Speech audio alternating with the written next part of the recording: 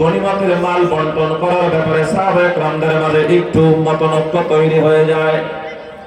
দ্বিতীয় নম্বর মত হইল ওই শ্রেণীর মানুষরা, যে শ্রেণীর মানুষরা সময় মতন বলে হুজুর যুদ্ধ করতে হবে, চলেন যাই জিহাদের ময়দানে যায়, হুজুরদেরকে নামায় দেয়, যখন সামনের দিক থেকে বলি আসে পিছনে তাকায় দেখার কেউ নাই, আছে না নাই?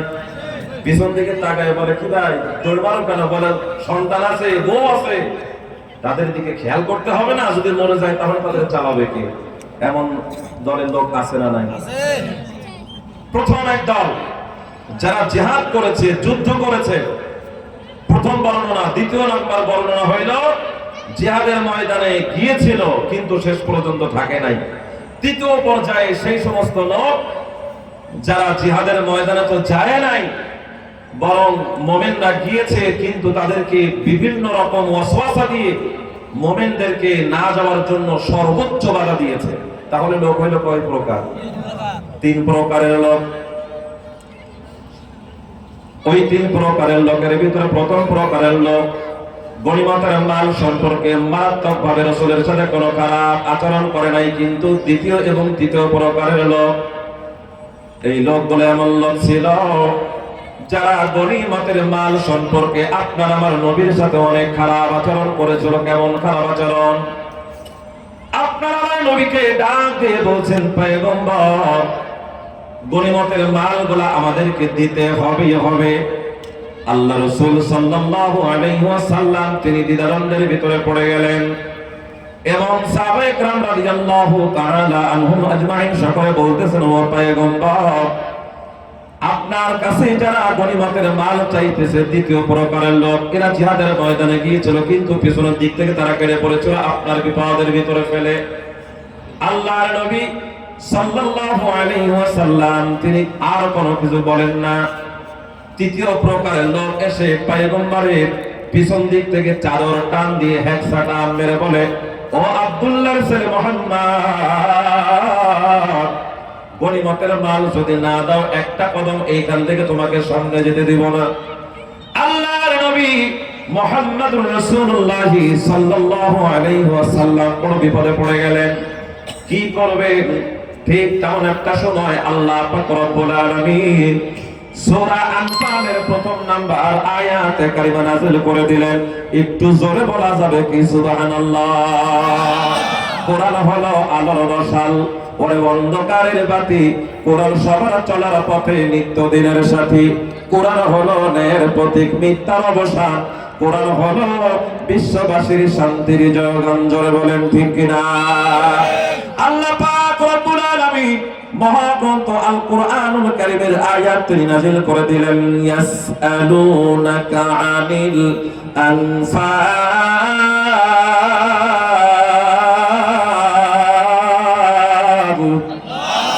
কুলিল আনফালু লিল্লাহি ওয়ার রাসূল ফাত্তাকুল্লাহা ওয়া আসলিহু যাতা বাইনিকুম ওয়া আতিউল্লাহা ওয়া রাসূলাহু ইন কুনতুম মুমিনিন।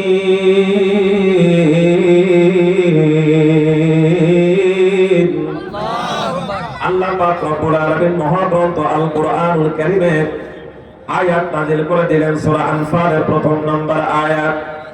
পয়গম্বর আরবি তিনি যখন বললেন ইয়াসআলুনাকা আনিল আনফাল কুলিল আনফালু লিল্লাহি ওয়ার রাসূল, আল্লাহ পাক রব্বুল আলামিন তোমাদের ব্যাপারে আমার কাছে মেসেজ পাঠিয়ে দিয়েছে। তোমরা জিজ্ঞাসা করলে কোরআন গনিমতের মালগুলা কাদের? আল্লাহ পাক রব্বুল আলামিন তিনি মেসেজ দিয়েছে গনিমতের মালগুলা আল্লাহ এবং আল্লাহর রাসূলের। এই কথা যখন বললেন, মনে রাখবেন প্রথম শ্রেণীর যে মানুষ সাহাবায়ে কেরাম জিহাদের ময়দানে গিয়েছে শুধুমাত্র কাকে খুশি করার জন্য? একটু জোরে বলতে হবে কাকে? আল্লাহ পাক রব্বুল আলামিনকে খুশি করার জন্য জিহাদের ময়দানে গিয়েছে। সাহাবায়ে কেরাম রাদিয়াল্লাহু তাআলা আনহুম আজমাইন এক বাক্যে বলে ফেললেন, পয়গম্বর যেহেতু আল্লাহ পাক রব্বুল আলামিন তিনি জবাব দিয়ে দিলেন গনিমতের মাল আল্লাহ এবং আল্লাহর রাসূলের, এইখানে আমাদের আর কোনো কথা নাই। আমরা যা কিছু করলাম আল্লাহ পাকের জন্য করেছি, আল্লাহ তাআলার জন্য করেছি। সুতরাং এখানে আমাদের আর কোনো কথা থাকবে না, একেবারে স্টপ হয়ে গেলে। তারপরে পয়গম্বরে আরবি সাল্লাল্লাহু আলাইহি ওয়াসাল্লাম হযরতে আবু বকর as-সিদ্দিক রাদিয়াল্লাহু তাআলা আনহুকে ডাক দিয়ে বললেন, আবু বকর, আপনার কি গনিমতের মালের কোনো দরকার আছে নাকি? গনিমতের মাল নিয়ে আপনার কোনো প্রয়োজন আছে নাকি? যদি থেকে থাকে মেহেরবানি করে আমাকে বলেন। হযরতে আবু বকর চোখের পানি ছেড়ে দিয়ে বললেন, ও দয়ার নবী, এত সব কিছু বাদ দিয়ে দিয়েছি, আপনার চেহারার দিকে তাকায়া এত শান শওকতের বাড়ি গাড়ি সব কিছু বাদ দিয়ে দিয়েছি আল্লাহর দিনের দিকে তাকায়া। সুতরাং জিহাদের ময়দান বলেন, দুনিয়া বলেন, আখিরাত বলেন, সব কিছু আমি আল্লাহ রাসূলের জন্য করি, দুনিয়ার জন্য কোনো কিছু করার চেষ্টা করি না। পয়গম্বর আরবি তিনি বললেন, সাদাক্তা ফিল আমালি ওয়াল আমালিহি, তোমার কথা নিশ্চয়ই গনিমতের মালগুলো আল্লাহ এবং আল্লাহর রাসূলের। যখন এমন করে বললেন, ওই সমস্ত মানুষগুলা, যে সমস্ত মানুষগুলা জিজ্ঞাসা করেছিল এবং গনিমতের মালগুলোর জন্য খুব চাপাচাপি তৈরি করেছিল, ওই সমস্ত মানুষগুলা বলে, এই গনিমতের মাল নিয়ে আল্লাহ কি করবে? আল্লাহ তো খাইতে জানে না, যুক্তি দাঁড় করায় দিয়ে দিয়েছে। আমাদের সমাজে এমন এক শ্রেণীর মানুষ রয়েছে যারা তো নামাজ পড়েই না, যারা তো রোজা রাখেই না, যারা আল্লাহর দ্বীনের জন্য টাকা পয়সা দান করে না, আল্লাহ পাক রব্বুল আলামিনের কদমে সিজদা করে না, বরং তারা সিজদা না করে আল্লাহর হুকুম পালন না করে আবার যুক্তি খাটায় আছে না। মুসলমান ভাইরা আমার,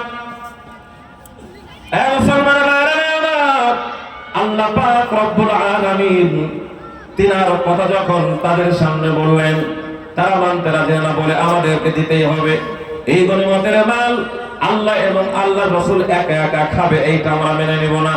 আল্লাহ পাক রব্বুল আলামিন সাথে সাথে কোরআনুল কারীমের অন্য একটা আয়াত নাযিল করে দিলেন, ইন্নাল মুবাযযিরিনা কানু ইখওয়ানাশ শায়াতিন। এ পয়গম্বর,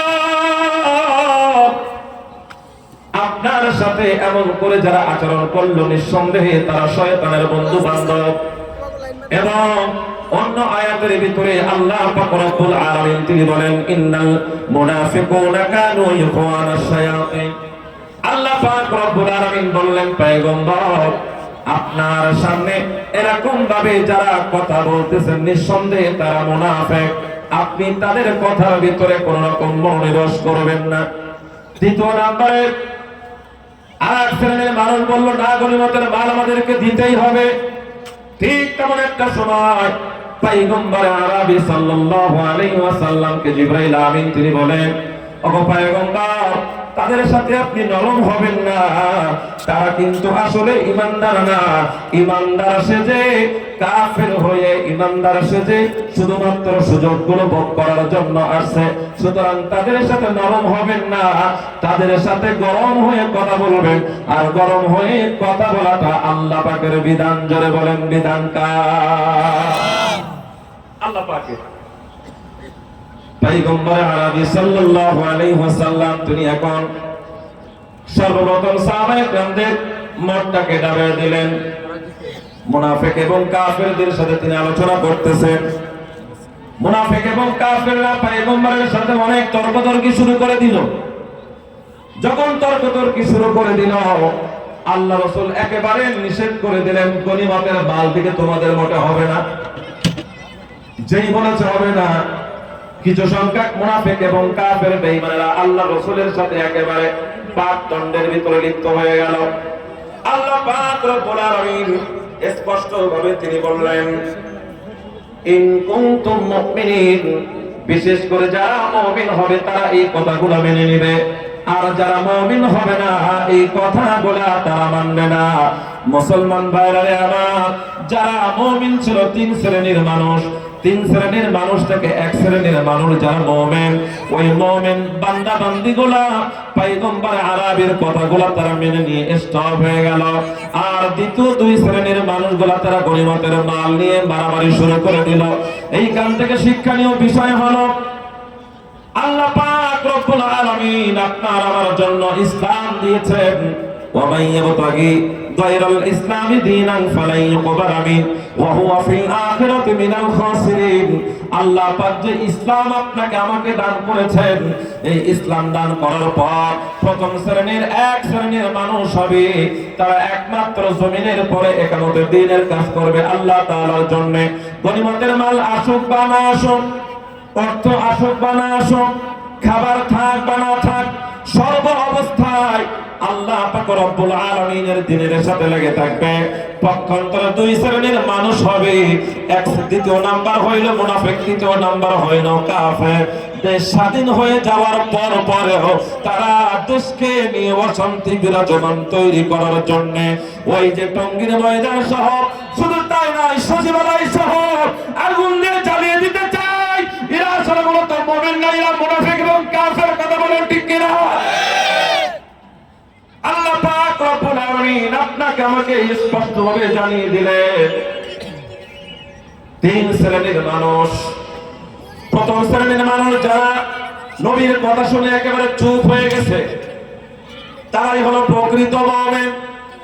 আর যারা প্রকৃত মুমিন হবে তারা মুসলমানদের সাথে থাকবে, আর যারা প্রকৃত মুমিন হবে না তারা মুসলমানদের সাথে থাকবে না।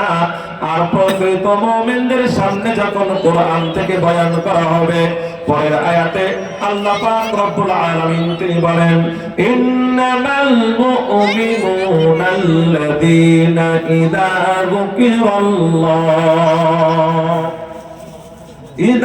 যুকিরাল্লাহু ওয়াজিলাত কুলুবুহুম وَإِذَا تُلِيَتْ عَلَيْهِمْ آيَاتُهُ زَادَتْهُمْ إِيمَانًا وَعَلَى رَبِّهِمْ يَتَوَكَّلُونَ।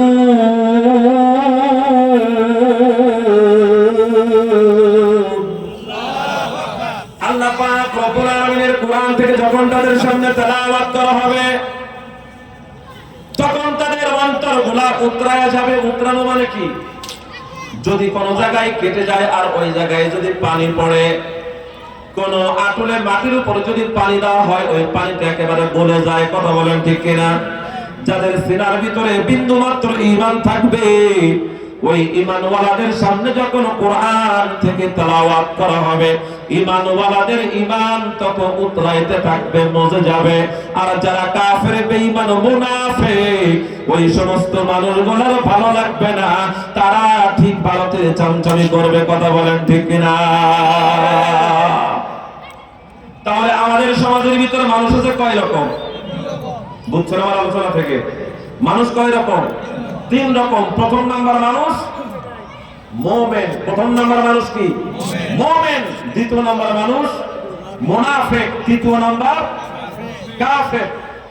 মুসলমান ভাইরা আমার, আল্লাহ পাক রব্বুল আলামিন চমৎকার ভাবে তিনি বলেন, وَإِذَا تُلِيَتْ عَلَيْهِمْ آيَاتُهُ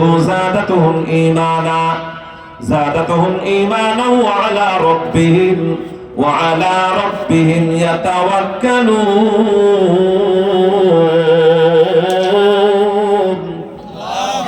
আল্লাহ পাক রব্বুল আলামিন তিনি চমৎকার ভাবে বলছেন, যখন কোরআনের আয়াত থেকে থেকে তাদের সামনে বয়ান করা হবে, তাদের ঈমানগুলো বৃদ্ধি পাইতেই থাকবে, বৃদ্ধি পাইতেই থাকবে।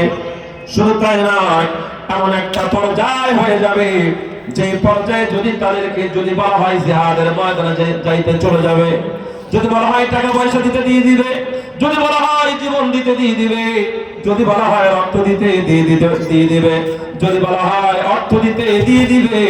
কারণ ওই মানুষগুলা তার জীবনের সব কিছুর বিনিময় একটা জিনিস চায়, সেই জিনিসটা, সেই সম্পদটা হইল আল্লাহ তাআলার নিয়ামত, আল্লাহকে খুশি করা। একটু জোরে বলা যাবে কি কথা ঠিক না ঠিক? ঈমানের পথে অবিচল থেকে আমার মরণ যেন হয়। সম্মানিত হাজিরিন, দুইটা আয়াত থেকে আপনার আমার শিক্ষণীয় বিষয় হলো, হয়তোবা শয়তানের ওয়াসওয়াসার ভিতরে পড়ে আমাদের মনের ভিতরে কোন রকম খারাপি, কোন রকম শয়তানি অথবা কোন রকম সমস্যা হতেই পারে, কথা বলেন ঠিক কিনা? কিন্তু যখন আল্লাহর কোরআন থেকে আপনার আমার সামনে কথা বলা হবে, সাথে সাথে আল্লাহর কোরআনকে সম্মান করে পিছনের সব কথাগুলো ভুলে গিয়ে আল্লাহর দ্বীনের পথে ফিরে আসা, এইটাই হলো ওয়ামিনান নাসি মান ইয়াকুলু আমান্না বিল্লাহি ওয়াল ইয়াউমিল আখির। যারা ঈমান আনয়ন করার প্রতিশ্রুতি দিয়ে মাঠে নেমেছে, ওই সমস্ত মানুষের জন্য তাদের করণীয় হইল যে সব কিছু বাদ দিয়ে ঈমানের পথটাকে বেছে নেওয়া। কিন্তু আমাদের সমাজে এক শ্রেণীর মানুষ আছে, এই কোরআনকে যদি তাবিজ বানিয়ে পেটের ভিতরে আপনি ঢুকাইয়া দেন, তারপরেও তাদের কোনো মনের পরিবর্তন হয় না, কোন রকম মনের পরিবর্তন হয় না। তারা ঠিক নিজের সম্পদ নিয়ে, নিজের ধর্ম নিয়ে একের পরে এক ষড়যন্ত্র আর কলঙ্কে অধ্যায় তৈরি করার জন্য তারা ঐক্যভাব পোষণ করে কাজ করে যায়, কথা বলেন ঠিক কিনা? ঠিক একই রকমই করেছে। এই দেশটা যখন এমন একটা পর্যায়ে ছিল, আলেমদের স্বাধীনতা ছিল না, কোরআন থেকে কথা বলবে, সেই কোরআনুল কারীম থেকে তারা কথা বলতে পারতো না। মসজিদের খতিব সাহেবরা মসজিদের মেম্বার থেকে কোরআনের সত্য কথা বলতে পারতো না। 5 তারিখের পর থেকে অনেক ওলামায়ে কেরামের জবান থেকে হক কথা বাইর হওয়া শুরু হয়েছে, কিন্তু এর ভিতরে দুইটা দল রয়েছে। এক, ওলামায়ে কেরাম 5 তারিখের পরের থেকে বলা শুরু করেছে, আর বাংলাদেশে কিছু ওলামায়ে কেরাম সারা জীবন এক কথায় আগেও ছিলাম পরেও ছিলাম, কোন রকম পরিবর্তন নাই, কথা বলেন ঠিক কিনা? কিছু হইল সুবিধাবাদ জিন্দাবাদ, কোরআনের কোন কথা মানবা আর কোন কথা মানবা না, এই সুবিধাবাদ জিন্দাবাদ মুমিন হওয়া যাবে না, কথা বলেন ঠিক কিনা? কোরআনের কোন কথা মানবা আর কোন কথা মানবা না, এই সুবিধাবাদ জিন্দাবাদ ঈমানদার হওয়া যাবে না, কথা বলেন ঠিক না ঠিক? মুসলমানরা ইসলামের পথে, ঈমানের পথে যারা চলতে চায় তাদের উপরে জুলুম নির্যাতন আসবে, এইটাই স্বাভাবিক। কিন্তু আমাদের জীবনে আমরা এমন একটা সিদ্ধান্তে উপনীত হয়েছি যে জীবন থাকবে বা যাবে এইটা দেখার কোনো টাইম নাই। কারণ আমি গোলাম আল্লাহ, আল্লাহর জমিনে আল্লাহর দ্বীন আমি বাস্তবায়ন করার জন্য আমার সর্বোচ্চটুকু দিয়ে আমি চেষ্টা করব, কারণ আমার বাঁচা আমার মরণ সবকিছু কার জন্য? আল্লাহ পাক রব্বুল আলামিনের জন্য। আর তিনি বলেছেন, কুল ইন্না সালাতি ওয়া নুসুকি ওয়া মাহইয়ায়া ওয়া মামাতি লিল্লাহি রাব্বিল আলামিন। তোমার সব আমল একমাত্র কার জন্য? জোরে আওয়াজ করে বলেন, কার? আল্লাহ পাক রব্বুল আলামিনের জন্য। বাংলাদেশ থাকবে কি থাকবে না, ওই যে ভারতের সাংবাদিক নামের একজন সাংবাদিক আছে, ময়ূক রঞ্জন, এইবেলা রিপাবলিক একটা টেলিভিশনের চ্যানেলে বাংলাদেশ থাকবে না, চট্টগ্রাম দখল করে নিব, একের পর এক ইউনূস সরকার মুসলমানদেরকে হুমকি দিয়ে যাচ্ছিল। গতকালকে ভারতবর্ষের একজন সুনামধন্য অভিনেতা তিনিও বলেছেন, যদি ভারতের সাথে ভালো সম্পর্ক না রাখা হয়, যে কোনো সময় বাংলাদেশ দখল করে নিব। আমরা আমাদের ভাষায় বলতে চাই মিঠুন চক্রবর্তী, আমরা আমাদের ভাষায় বলতে চাই, আপনার 7 সিস্টার নিয়ে আপনি চিন্তা করেন, আপনার দেশের 7 সিস্টার টিকবে কিনা সেইটা নিয়ে চিন্তা করেন। আপনার কাশ্মীর আমার বড়, কথা বলেন ঠিক কিনা? আপনি বাংলাদেশের চট্টগ্রাম দখল করার আগে আপনার নিজের খবর নিয়ে দেখেন, আপনার সেই সাংবাদিকের বাড়ির ছাদের উপরে চাল আপনার হিন্দু ভাইরাই উড়িয়ে দিয়েছে। আপনার দেশের আলু আর পেঁয়াজ গরু ছাগলেও খাচ্ছে না, কিন্তু বাংলাদেশের মানুষ না খেয়ে নাই, বাংলাদেশের মানুষ তাদের নিয়ম অনুযায়ী তাদের সংসার চলতেছে, কথা বলেন ঠিক কিনা? প্রধানমন্ত্রীর জন্য যদি আপনার এত ভালোবাসা থাকে, তাহলে আপনার ওই মোদী সরকার আপনার চেয়ার ছেড়ে দিয়ে তাকে প্রধানমন্ত্রিত্ব দিয়ে দেবে। দেখি আমরা একটু দেখি আপনার ভালোবাসা কতটুকু। কিন্তু জানি সেইটা দিবেন না, সেইটা আপনি দিবেন না। কেন দিবেন না? কারণ রয়েছে। সেই কারণটা হইল জাতে মাতাল তাহলে ঠিক, তার নাম ইন্ডিয়া নামক পাবলিক। কথা বলে থেকে ওরা জাতে মাতাল কিন্তু তাহলে ঠিক আছে। প্রথম মনে করেছিল আমাদেরকে বিভিন্ন রকম ভাবে আমাদেরকে সমস্যায় ফেলে দিবে, বিভিন্ন রকম ভাবে আমাদেরকে বিপদে ফেলবে, কিন্তু না, কোন রকম কোন সমস্যা করতে পারলো না। কেউ তো বলেছিল যদি এদেশ থেকে উনি চলে যায় এদেশ চালানোর মতন কোন যোগ্য ব্যক্তি বাংলাদেশে থাকবে না। সম্মানিত হাজিরিন, আমি ছোট্ট মানুষ হয়ে আপনাদের সামনে বলে যেতে চাই, যেই দেশে আল্লামা সাঈদ ঘুমিয়ে আছেন, যেই দেশে আল্লামা শফি জুনায়েদ নগরী ঘুমিয়ে আছেন, শাহজালাল শাহ মাকদুম ঘুমিয়ে আছেন, সেই দেশে যদি আপনার জনসাধারণ দিনে রাতে 5 ওয়াক্ত নামাজ পড়ে মালিকের কাছে দোয়া করে, ওই ভারত ওই আমেরিকার কোনো প্রয়োজন হবে না। ছোট্ট একটা মানচিত্রের ভিতরে আল্লাহ পাক রব্বুল আলামিন তার নিয়ামতের খাজানা তৈরি করে দিতে পারে। কথা বলেন ঠিক না? এই জন্য আমরা ভারতের চোখে চোখ রাঙিয়ে কথা বলবো, বাংলার জমিনের দিকে যদি তোমরা আঙ্গুল তুলে দেখাও, খোদার কসম তোমাদের দাঁত ভাঙা জবাব দিয়ে দেবো। কথা বলেন ঠিক না? আল্লাহু আকবার, আল্লাহু আকবার। ইসলামের শত্রুরা হুঁশিয়ার, সাবধান, হুঁশিয়ার, সাবধান। দিল্লি না ঢাকা, দিল্লি না ঢাকা,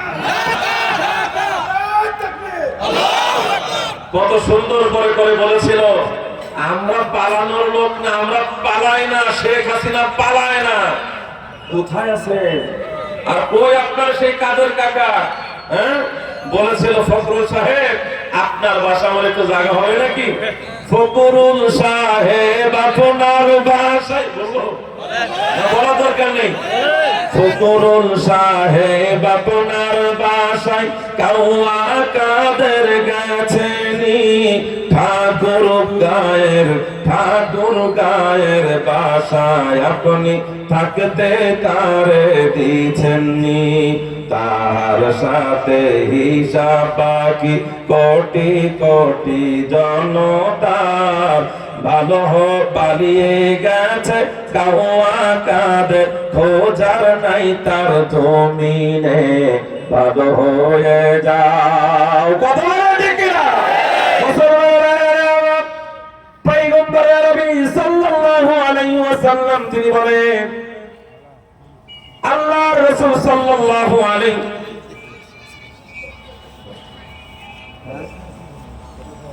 চমৎকার ভাবে তিনি বলেন, তারাক্তুকুম ফি আমরাইন লাম তাদিল্লু মা তামাসসাকতুম বিহিমা, কিতাবাল্লাহি ওয়া সুন্নাত রাসূলিহি। কোন ভয় নেই, কোন চিন্তা নেই। পয়গম্বরের সময় দুইটা দল ছিল, পৃথিবীর শুরু থেকেই দুইটা দল ছিল, পৃথিবীর শেষ পর্যন্ত দুইটা দল থাকবে। কথা বলেন ঠিক কিনা? আদম আলাইহিস সালাতু ওয়াস সালামের সময় দুইটা দল ছিল, একটা দল পিতার সাথে আর একটা দল শয়তানের সাথে, একটা দল নবীর সাথে আর একটা দল শয়তানের সাথে, একটা দল আল্লাহর দ্বীনের সাথে আর একটা দল শয়তানের সাথে। যুগে যুগে যত নবী রাসূল পয়গম্বর দুনিয়ার পরে আসছে, সকল নবী রাসূলদের সাথেও দুইটা দল ছিল, একটা দল নবীদের সাথে আর একটা দল শয়তানের সাথে। এখনো বর্তমান একই রকম অবস্থা রয়েছে, একটা দল আলেম উলামা তথা দেশের দেশদরদীদের সাথে আর আরেকটা দল ইন্ডিয়ার চামচাদের সাথে। কথা বলেন ঠিক কিনা? সুতরাং ভয় করে কোনো লাভ নাই। ভয় কারা করবে? যাদের অন্তরের ভিতরে মুনাফিকের চিন্তা রয়েছে তারাই ভয় করবে। কিন্তু ইন্নামাল মুমিনুনা আল্লাযীনা ইযা যুকিরাল্লাহু ওয়াজিলাত কুলুবুহুম ওয়া ইযা তুলিয়াত আলাইহিম আয়াতুহু যাদাতুহুম ঈমানান ওয়া আলা রাব্বিহিম ইয়াতাওয়াক্কালুন। যাদের কাছে আল্লাহর কোরআন রয়েছে, যাদের কাছে আল্লাহ পাক রব্বুল আলামিনের বিধান রয়েছে, আল্লাহ রাসূল বলেছেন কিতাবাল্লাহ ওয়া সুন্নাত রাসূলিহি, আমার উম্মত পথভ্রষ্ট হবে না। আমার উম্মতের কাছে যদি দুইটা জিনিস থাকে, এক নাম্বার হইল আল্লাহ পাকের কোরআন, দ্বিতীয় নাম্বার হইল নবীজির সুন্নাহ। পয়গম্বর আরবি তিনি হাদিসের কথা বলেন নাই, তিনি সুন্নাহর কথা বলেছেন, সুন্নাতের কথা। সুতরাং এই গাজীপুরের পল্লী বিদ্যুতের মুসলমান যদি তোমরা দুইটা জিনিস ধরে রাখতে পারো, আলোচনার মূল হইল এইটা, কিতাব আল্লাহ ওয়া সুন্নাত রাসূলিহি। দুইটা জিনিস যদি তোমরা ধরে রাখতে পারো, এক নাম্বার হলো আল্লাহ পাক রব্বুল আলামিনের কিতাব, আর দুই নাম্বার হলো নবীজির সুন্নাহ। ওই আমেরিকা বলো, ভারত বলো, যুক্তরাষ্ট্র বলো, কেউ কোনো কিছু করতে পারবে না, কারণ আল্লাহর নবীর সাহাবীদের কেউ তারা করতে পারে নাই। জমিনে কদর পয়গম্বর হযরত মুসা কালিমুল্লাহ আপনার আমার নবীকে ডাক দিয়ে বলছেন, ওগো পয়গম্বর মেরাজ করতে যাইতেছেন? বলে হ্যাঁ আমি মেরাজে যাইতেছি, আমার থেকে আপনি একটু শিক্ষা নিয়ে নেন। কি শিক্ষা আপনি আমাকে দিবেন? আপনি যখন আল্লাহ পাক রব্বুল আলামিনের সাথে যখন কথা বলবেন, আল্লাহ পাক রব্বুল আলামিনের সাথে কথা বলার সময় আল্লাহ তাআলাকে বলবে, আপনাকে যেই বরকত, আপনাকে যেই নিয়ামত আল্লাহ তাআলা দান করবে, এই একই রকম বরকত, একই রকম রহমত আল্লাহ তাআলা যেন আপনার উম্মতদের দান করে দেয়। একটু জোরে বলা যাবে কি সুবহানাল্লাহ? যার আগমনে হাসলো ধরা, ফুটলো লাখো ফুল, আদার টোটে বাংলা তখন বিশ্ববাসীর বল, যার নামেতে ধরলো বাতি ওরে মিষ্টি মধুর গান, শ্রেষ্ঠ নবী করলেন তিনি সত্যের আহ্বান।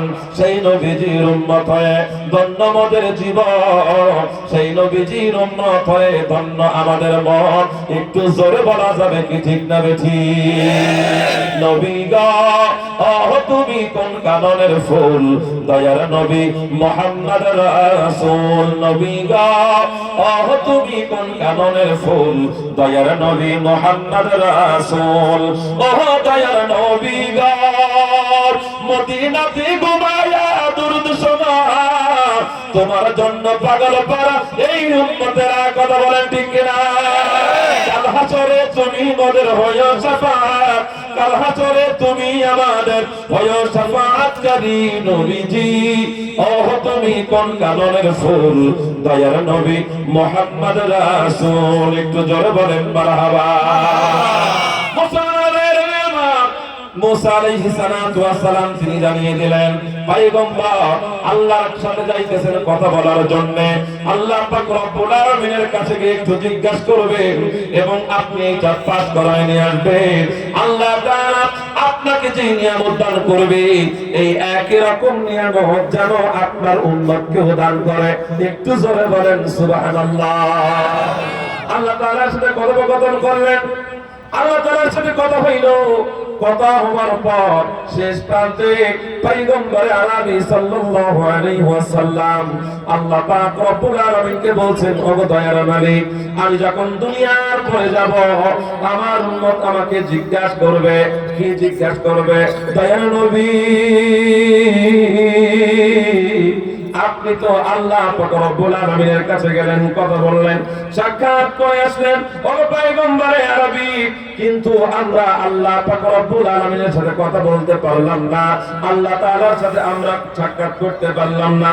আল্লাহর নবী সাল্লাল্লাহু আলাইহি ওয়াসাল্লাম তিনি আল্লাহ তাআলা কে বলেন, ও দয়ার মালিক, যখন আমার উম্মত আমার কাছে জিজ্ঞাসা করবে, তখন আমি আমার উম্মত কি জবাব দেব? আল্লাহ পাক রব্বুল আলামিন সূরা আনফালের 3 নম্বর আয়াতের ভিতরে তিনি বলেন, আল্লাযীনা ইউকিমুনাস সালাতা ওয়া মিম্মা রাযাকনাহুম ইউনফিকুন।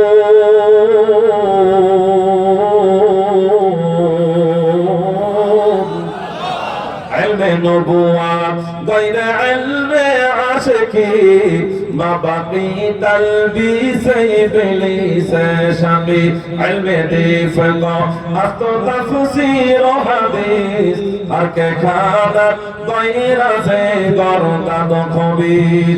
ইসকে মাওলা जैसे हायो हाय मौलवी, जैसे हजरत मौलवी ये मानवी का चापिंदा, रद के दारद हासिले हासिले खान चाचो सुपिंदारनी। চিৎকার করে বলেন আল্লাহু আকবার। আর জোরে আওয়াজ করে বলেন আল্লাহু আকবার। পয়গম্বর আল্লাহর কাছে যখন বললেন, আয় আল্লাহ আমার উম্মত আমার কাছে জিজ্ঞাসা করবে, আপনাদের ভালো লাগতেছে? আমার উম্মত আমার কাছে জিজ্ঞাসা করবে, কি জিজ্ঞাসা করবে? আপনি আল্লাহ তাআলার সাথে গিয়ে সাক্ষাৎ করবেন, আমরা কি আল্লাহর সাথে সাক্ষাৎ করতে পারবো না? আল্লাহ পাক রব্বুল আলামিন জানিয়ে দিলেন, হে আমার পয়গম্বর, আমি আপনাকে জানিয়ে দিলাম 50 ওয়াক্ত নামাজের মধ্যে মাত্র 5 ওয়াক্ত নামাজ শুধুমাত্র আপনাকে দিয়ে দিলাম।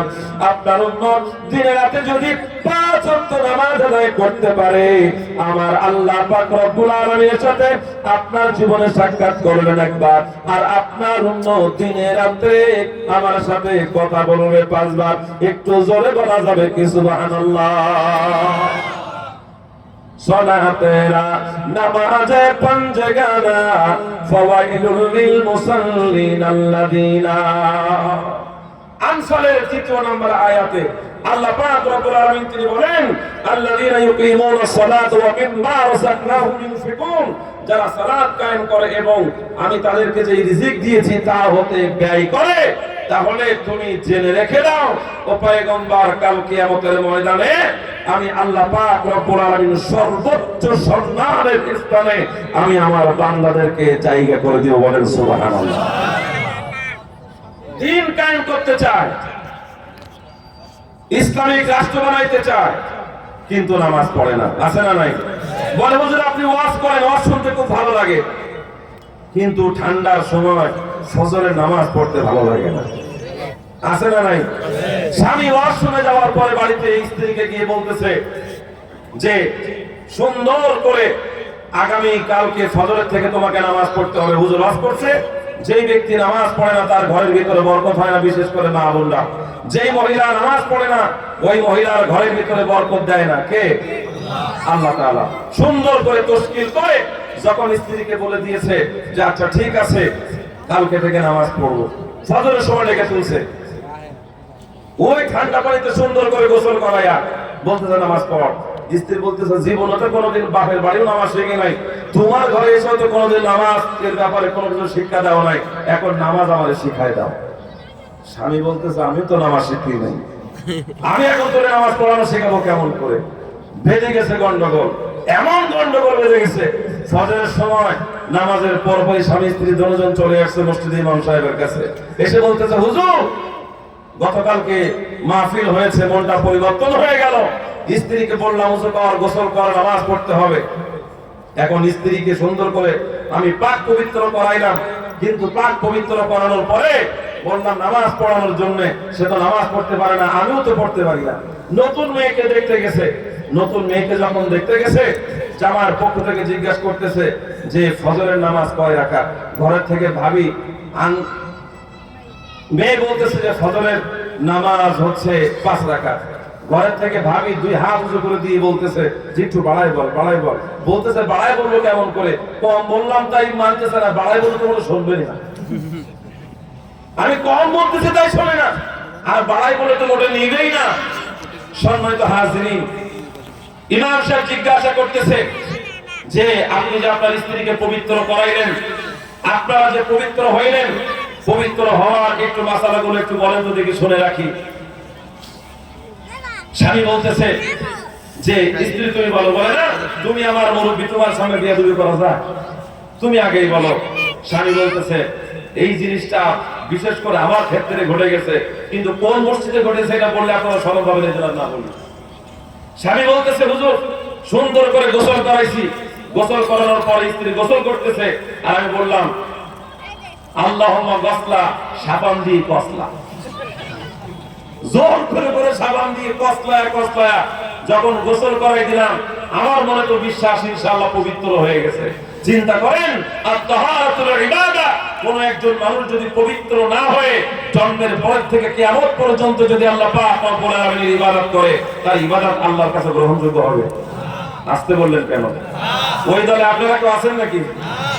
সম্মানিত হাজিরিন, আমাদের সমাজে, গ্রাম গঞ্জে, শহরে হাজার হাজার লক্ষ লক্ষ মা বোন রয়েছে, পুরুষ ভাই রয়েছে, ফরজ গোসল কেমন করে করতে হয় জানে না, ওযু কেমন করে করতে হয় জানে না, কাপড় কেমন করে পাক করতে হয় জানে না।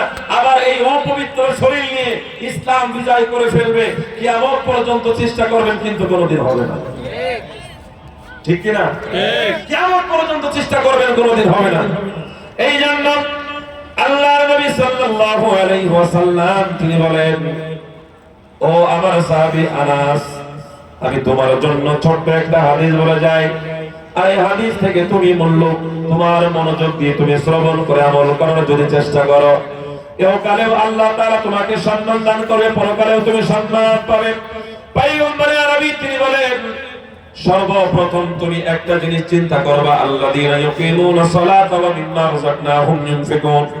তুমি সর্বপ্রথম আল্লাহ পাক রব্বুল আলামিনের সালাত আদায় করবা। আর ঠিক তেমন একটা সময় আনাস রাদিয়াল্লাহু তাআলা আনহু পয়গম্বরকে বললেন, ওগো দয়ার নবী, সালাত আদায় করার জন্য প্রথম নাম্বার যে কাজটা করতে হবে সেইটা কি? আল্লাহ রাসূল তিনি বললেন, সর্বপ্রথম তুমি পবিত্রতা অর্জন করবা। বাথরুমে গিয়ে যে পবিত্রতা আছে, পবিত্রতা অর্জন করবা। পবিত্রতা অর্জন যদি তুমি করতে পারো তাহলে তোমার জীবন ধন্য হয়ে যাবে। ছোটবেলায় তাবলীগে গিয়েছিলাম, প্রচন্ড ঠান্ডা, মুরব্বী একজন ওযু করতে পারে না। আমির সাহেব বলে দিল যে বালুর ভিতরে গিয়ে সুন্দর করে আপনি তায়াম্মুম করে আসেন। মুরব্বী আসে না, জামাত শেষ হয়ে গেছে, খাবার দাবারে বসে গেছি, মুরব্বী আর আসে না, কই গেল? আমাকে খুঁজতে পাঠাইছে। গিয়ে খুঁজতে গিয়ে দেখি যে মুরব্বীর নাকে মুখের ভিতরে সব ধোলা পরিপূর্ণ হয়ে গেছে। গিয়ে জিজ্ঞাসা করলাম যে আমির সাহেব, মুরব্বীকে গিয়ে জিজ্ঞাসা করলাম যে ব্যাপার কি, এরকম অবস্থা কেন? মুরব্বী বলল, তায়াম্মুম করতে এসে বিপদে পড়ে গেছে। কি বিপদ? যে তায়াম্মুম করতে এসে আমি বড় বিপদে পড়ে গেছি। নিয়ে জিম্মাদারের কাছে গিয়েছি। আমির সাহেব বলতেছেন, কি হয়েছে কাকা, কি সমস্যা, কি আপনার নাকের ভিতরে এরকম ধোলাবালি কেন?